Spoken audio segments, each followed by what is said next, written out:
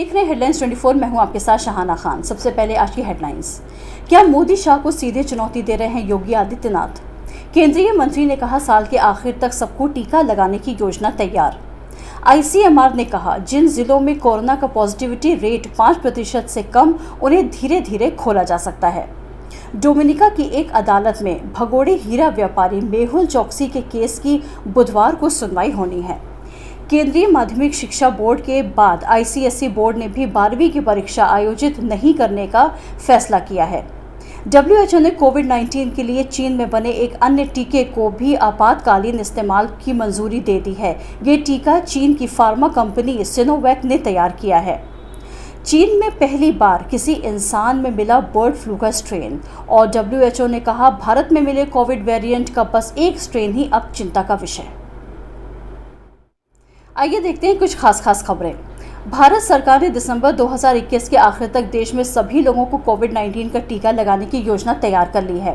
केंद्रीय गृह राज्य मंत्री जी किशन रेड्डी ने कहा सरकार ने कई सारी फार्मा कंपनियों से चर्चा के बाद दिसंबर के आखिर तक सभी लोगों को टीका लगाने की कार्य योजना तैयार कर ली है।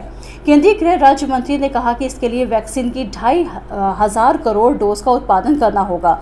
समाचार एजेंसी ANI के मुताबिक रेड्डी ने कहा स्पुतनिक वैक्सीन कल हैदराबाद पहुंच गई है।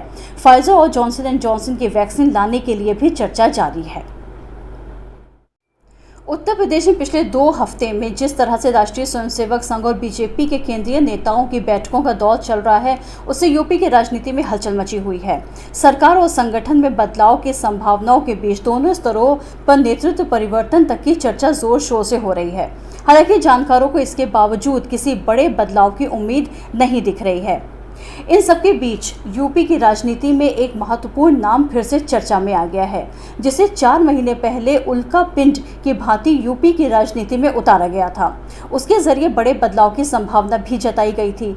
ये नाम है पूर्व नौकरशाह प्रधानमंत्री नरेंद्र मोदी के बेहद करीबी माने जाने वाले अरविंद कुमार शर्मा।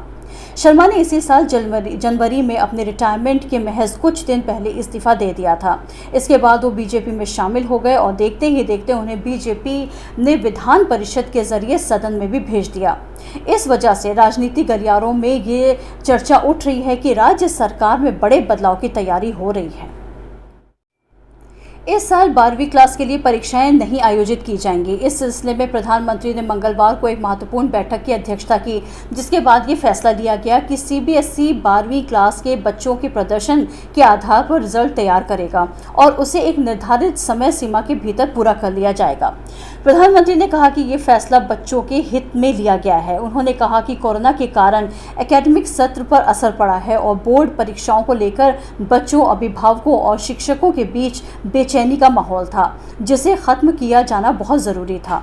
दिल्ली के मुख्यमंत्री ने इस फैसले का स्वागत करते हुए कहा कि इससे बड़ी राहत मिली है। मंगलवार को ही उन्होंने कहा था कि बच्चों को वैक्सीन दिए बिना परीक्षा नहीं ली जानी चाहिए। चीन के 51 साल के एक शख्स ने दुर्लभ बर्ड फ्लू स्ट्रेन का संक्रमण मिला है। ये पहला मामला है जब किसी इंसान में H10N3 स्ट्रेन मिला है। हालांकि अधिकारियों ने अभी इस संबंध में कोई जानकारी नहीं दी है कि ये शख्स संक्रमित कैसे हुआ, लेकिन ऐसा माना जाता है कि ये स्ट्रेन इंसान से इंसान में आसानी से नहीं फैलता है। जियांगसू प्रांत के रहने वाले इस शख्स में बीते सप्ताह ही संक्रमण की पहचान की गई। अब वो इलाज के बाद बिल्कुल ठीक है और उन्हें जल्दी डिस्चार्ज कर दिया जाएगा। बर्ड फ्लू के कई स्ट्रेन होते हैं और ये काफ़ी सामान्य बात है कि जो लोग पोल्ट्री फार्म में काम करते हैं वो अक्सर संक्रमित हो जाते हैं। अभी तक कॉन्ट्रैक्ट ट्रेसिंग को कोई भी मामला सामने नहीं आया है। बीजिंग के राष्ट्रीय स्वास्थ्य आयोग ने मंगलवार को बताया कि जिनजियांग शहर के निवासी को 28 अप्रैल को अस्पताल में भर्ती कराया गया था और 1 महीने बाद उनके H1093 से संक्रमित होने का पता चला। WHO ने रॉयटर्स समाचार एजेंसी को बताया कि मौजूदा समय में मानव से मानव संक्रमण फैलने का कोई भी मामला सामने नहीं आया है।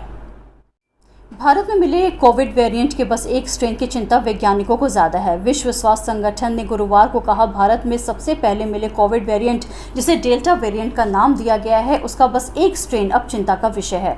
बाकी 2 स्ट्रेन का खतरा कम हो गया है। माना गया है कि भारत में कोरोना की दूसरी लहर के पीछे B1.617 के नाम से जाने जाने वाला वायरस का ये वेरिएंट ही जिम्मेदार है। ये ट्रिपल म्यूटेंट वेरिएंट है क्योंकि ये 3 लीनियर्स में बढ़ जाता है।